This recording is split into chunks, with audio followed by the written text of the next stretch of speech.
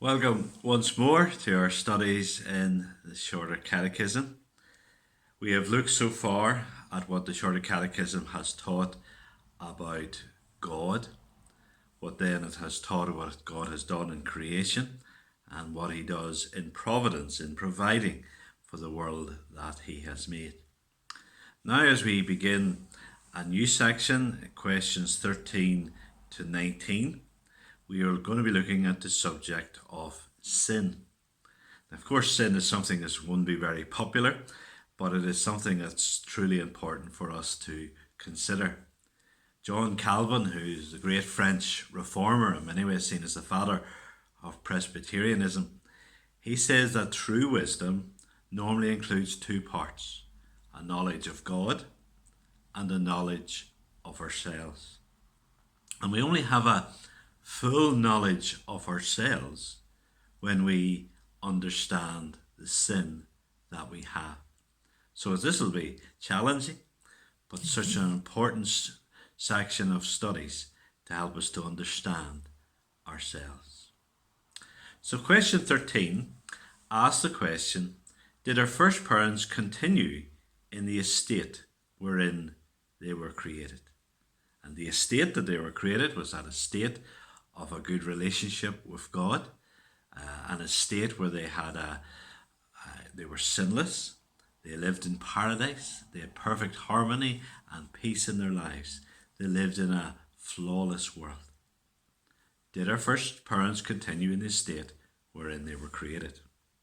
Well, the answer, of course, is a no. The Catechism says, our first parents, being left to the freedom of their own will, fell from the estate wherein they were created by sinning against God.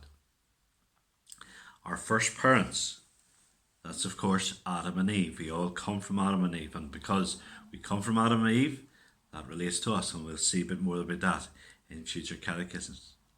But being left to the freedom of their own will, God didn't make Adam and Eve as robots. Part of them being made in God's image is that they had a freedom to choose things, a freedom to make decisions. And they freely chose to go their own way. And by going their own way rather than God's way, they fell into sin and they fell from the estate wherein they were created. They had been made, as I say, in that position where they were in a perfect relationship with God, perfect in harmony with God and harmony in the world they lived in. It was paradise. It was wonderful, more wonderful than we can imagine. But that all disappeared as they chose to go their own way and they fell into sin. And this, of course, reminds us of the seriousness of sin. It reminds us that sin brings terrible consequences. It reminds us that sin is the cause of the problems in the world today. Why is there suffering? Why is there pain? Why is there death? Why is there division? Why is there conflict? It all comes back to sin. And so studying this subject of sin is so important for us to understand ourselves, to understand this world, and to help us to get the right answers to the problems that we face. So did our first parents continue in the state where they were created? Our first parents, being left to the freedom of their own will, fell from the state where they were created by sinning against God. They chose to do it. They have no one else to blame. Mankind has no one else to blame.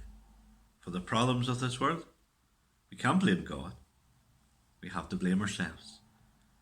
I remember years ago, a director in Tearfun, he says, what's the problem with this world? He says, I am. We all are. The sin within us. We'll continue these studies tomorrow.